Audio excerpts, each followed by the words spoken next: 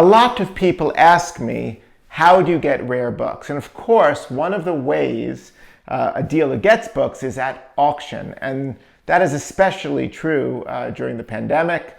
There have been innumerable auctions online, an overwhelming number. So I thought it would be a good exercise to review the books that I actually bought at a recent auction, all of them. I'll tell you why I bid on them, what I won, and how much I paid. And I'm doing this as sort of a little self-check to see if what I bought were sensible purchases. But I think it is also a good exercise for a new book dealer to have some insight into the mind of a rare book dealer and what he or she might bid on and why. When I'm bidding at auction, years ago, I would be very, very thoughtful about each lot. I would investigate it beforehand and spend time reviewing it, thinking how I could write it up, to whom I could sell it. That's become difficult, largely because of the competition online, and I'm often losing lots that I've spent a lot of time researching or investigating. So these days, I sort of throw out a lot of bids, to be honest. Things that intrigue me, I might bid on things superficially. And then after I win them or don't win them, I study the books more carefully. Hopefully there's some surprises. I seem to be getting a few more hits than misses, or otherwise I'd be out of business completely. But that is the state, at least for me, of the rare book auction market online these days. So this is an invoice from the auction house of all of the lots that I won, and I'm going to review each book now and tell you why I bid on it. This is the first book, The Isle of Man, or The Legal Proceeding in Manshire Against Sin, published in London in 1635. I want to say by Richard Branson, but it's Richard Bernard, not the billionaire.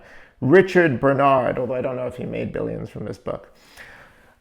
This is a trial metaphor of sin, a courtroom drama, and it's of a tradition that probably dates back since the biblical days of King Solomon, but especially since the 12th century with the development of legal science. They would often have the courtroom as a metaphor for a trial of the devil or sin. Over the years, I've had a few copies of the famous Processus Daemone, the trial of the devil, where they pit the Virgin Mary against the devil's argument, and it's presided over by Jesus. And as much as I love Judge Judy, I'm even more interested in Judge Jesus. So this is that type of book, or it certainly fits in that category. So I was familiar with these courtroom dramas as religious metaphors, and I was interested therefore in the book, and I bid on it. Printed London, as I said, 1635. But when I'm looking at an auction lot, the first thing I do have to check is how rare is the book, because you do not want to bid on a book of which there are many copies online, of which there are many copies in the auction records or held institutionally. So I did, before bidding, check ESTC, which is the English Short Title Catalog. It is a free public database online, and it gives an indication of how many early English books are held in institutional collections. And lo and behold, this was quite rare. Only 7 surviving or cited copies by ESTC were known. And indeed, although it was published throughout the 17th century, many of those 17th century copies are actually quite rare. Another interesting thing about the book is the author, Richard Bernard. He was in the circle of people who were on the Mayflower, like William Bradford, the famous passenger of the Mayflower, as well as I think John Robertson, who helped usher in the Mayflower Compact, that famous written document. So in the circle, and I just have to remember again for myself, Richard Bernard, friends with William Bradford, and Richard Branson, friends with Mariah Carey. So I'm going to get that straight in my head. The reason I am happy with this book is because it is a source book for John Bunyan's Pilgrim's Progress. John Bunyan's Pilgrim's Progress was probably the greatest work of theological fiction of the 17th century. And if you were going to have a book, it would be the Bible, but if you were going to have a second book in your library, it would no doubt be Pilgrim's Progress. Now, if you found a source book for the King James Bible, it would be very collectible. A lot of people are interested in that. So I found it very intriguing, even though it is more obscure, sometimes obscure sells, to find a source book for the famous Pilgrim's Progress. Now, what did I pay for this book? Let's see here. This is the hammer price I paid because you're going to add on 22% plus shipping and insurance and all that. The hammer price was $650, so I'm sure I was up above $800 all in on that book. And I'll have to write it up, hopefully add something to that and make a profit if it sells. Let's look at book number 2 here. This is a nice 18th century binding. It is a sammelband of medical tracts, actually medical dissertations. And there's 10 dissertations here, and they're written out in a very nice contemporary 18th century hand, what's contained in there. Now, why did I bid on medical dissertations, you ask, of course? Well, one of them intrigued me right away. It is written by William Brown. It says here in Latin Americanus. William Brown was born in Maryland. He studied, obviously, in Edinburgh, where this is printed, and this is his doctoral dissertation. But he went on to be a physician for George Washington. I think he became Surgeon General, and he was with George Washington in that incredibly harsh winter in Valley Forge in 1777, hunkered down there. So a very interesting American doctor. But another thing that particularly intrigued me about this tract is it is actually on environmental medicine, how the environment and the atmosphere affect the human body.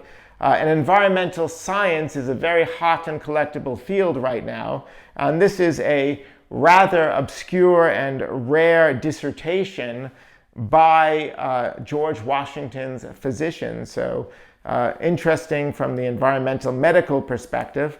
There are also some other interesting tracts in this book.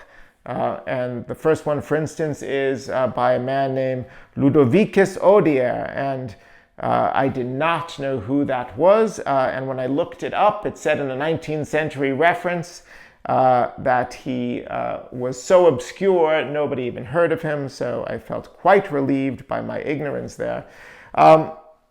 This particular track is very interesting. This is on music and neurophysiology. In the Enlightenment period, people were very curious how the brain works, and there were all sorts of theories on how various stimulations changed our perception and consciousness and everything like that. So that sort of fits in the area with understanding how music affects the mind. So there's some other very interesting works throughout here, but too short time on the video to go over each one, but an interesting medical sammelband. And what did I pay for that? I think I paid $375 for that. So 10 tracks, $375 plus commissions. Not too bad. I certainly will elaborate on some of those scarce tracks. Number 3, this is a 10th or 11th century of Horus, the Roman lyric poet. And it was once owned by the famous Petrarch in 1347. But before you think that I have a $50 million manuscript in my hands here, it is a facsimile of the manuscript. Now, why would I buy a facsimile of something when I normally deal in original items? Well, this is a very famous manuscript from the Laurentian Library in Florence.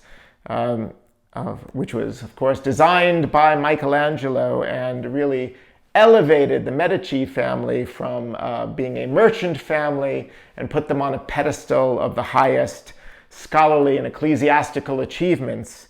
So fine provenance here. But what intrigued me about this book is it is incredibly well made and so faithful to an original manuscript. When you're holding it and looking at it, it actually feels like you're looking at the original 11th century manuscript. So quite a curiosity of printing in and of itself. They have not only, I don't know even how they produced it, photographic technique on a parchment-like paper, but they have kept all of the imperfections in the vellum. They've kept the staining. This was actually produced in Rome in 1933, so you're talking about fascist Depression-era Italy, yet they had time to make a masterpiece of facsimile reproduction. So quite an interesting curiosity of printing, and if you cannot afford a $50 million manuscript at a university for students to study, this is as close an authentic substitute as you can get. So, and what did I pay for that? I think I paid here $475 without the commission, so the hammer price. So don't know if there's a lot of room in that to mark it up, but it is a very interesting piece. This is where I think I have 5 more. This is where my viewership on my videos trails off to 0. But stay with me, 5 more books to go through. This is an original manuscript of Midsummer's Pirates and Proof Sheets by Richard Harding Davis. So it actually is an original manuscript. I think it was submitted to St. Nicholas Magazine in 1897. And it's got some correspondence back and forth to the publisher, and it's absolutely beautifully bound with silk end papers and handsome crushed blue morocco. Richard Harding Davis is an interesting character. He was an important war journalist and writer, so you're talking a generation or 2 before Hemingway even. He was a confidant and also a promoter of Teddy Roosevelt. He even helped develop the legend of the Rough Riders. He was important in the development of the American magazine, which is why I particularly like this manuscript. And as a Trivial Pursuit question, he was also credited with the development of the clean-shaven look for professional men at the turn of the century. So he is the enemy of all Hasidic Jews, Amish people, and I guess hipsters from Williamsburg. So it's beautifully presented, which is what intrigued me. And I think it's got a lot of things to write up about it. Truthfully, I think I only bid on it initially because it had the word pirates in it. And I love pirates. I don't think it's about pirates. It is a sort of nautical story. I actually haven't read the whole thing. But I do like the correspondence with the publisher, and it even includes a little hand-drawn nautical map there. So I think this is certainly a piece that lends itself to study for submission and development in the American magazine world by a very unappreciated writer of the period. So Richard Harding Davis, and I did have to pay a lot for that one, I think. I got bid up by somebody else who wanted it. $950 hammer plus commission, so it's going to take it to like $12.50 or something. Moving on, this is a autograph. Now normally I don't buy autographs, but this is the autograph of Nathaniel Gorham in 1774. Nathaniel Gorham is a forgotten founding father, which is difficult because they don't let you forget those founding fathers easily. Nathaniel Gorham was president of the Continental Congress. He was very instrumental in the passage of the Constitution in Massachusetts.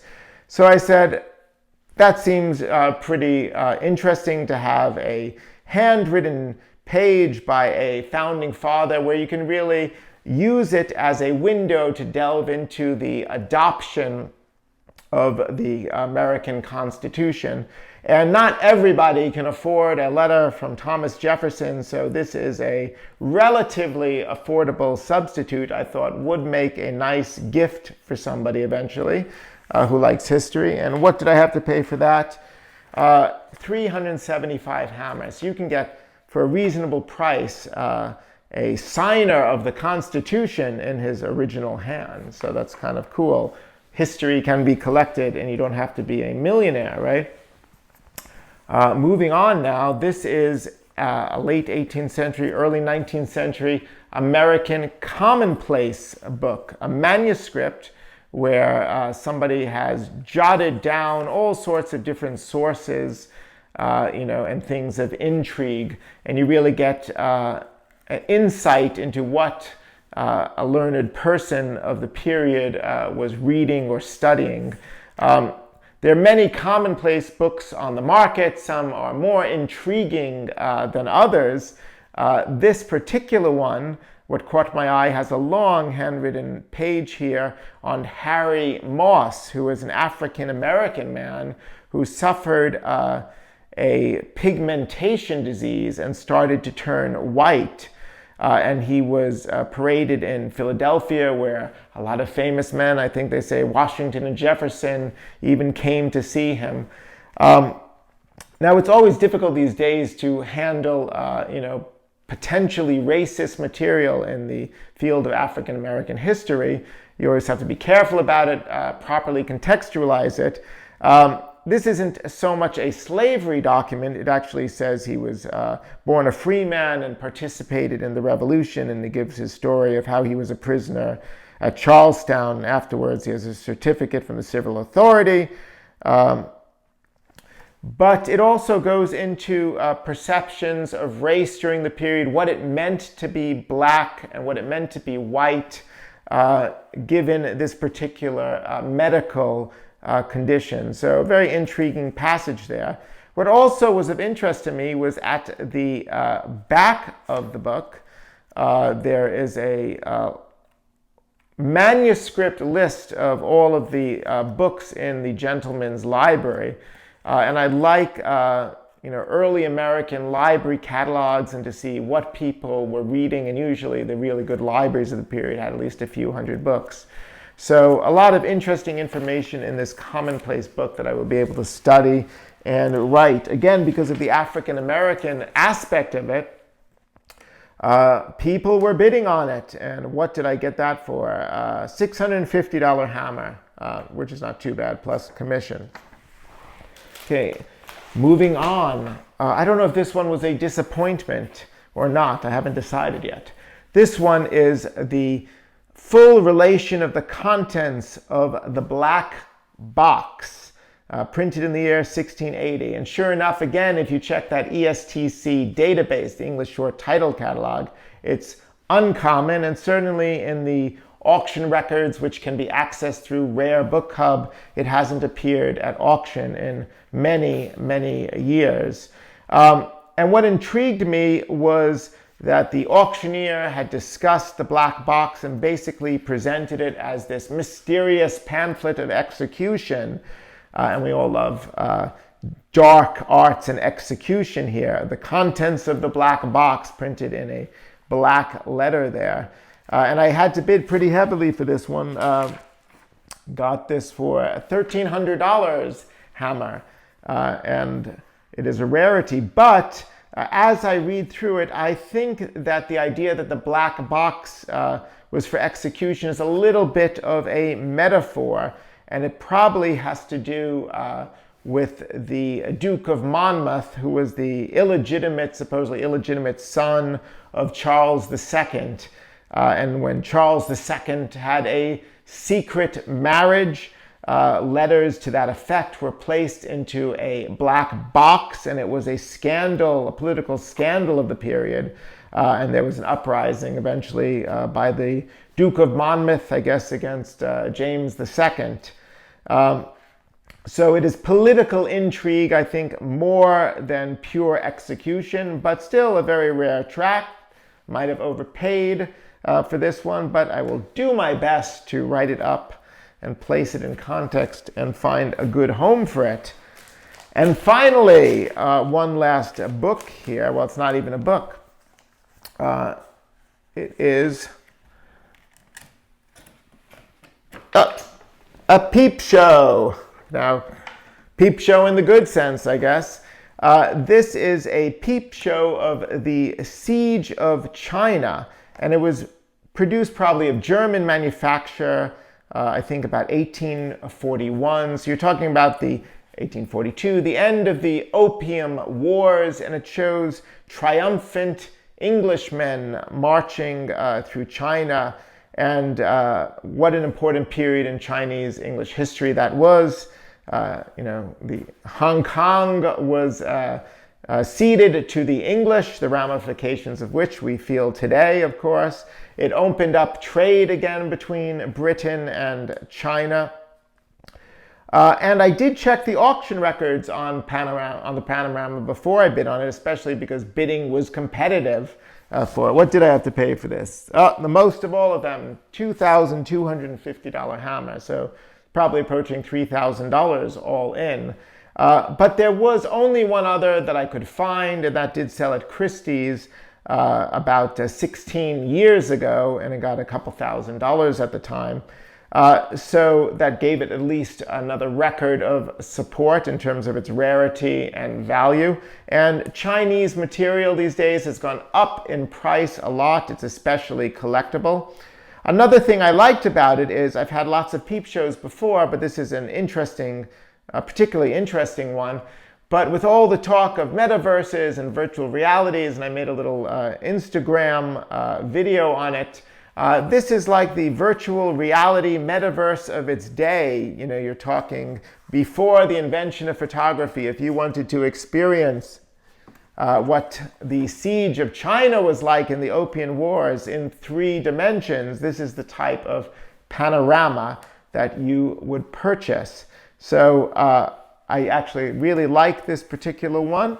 So those are the auction purchases that I've made.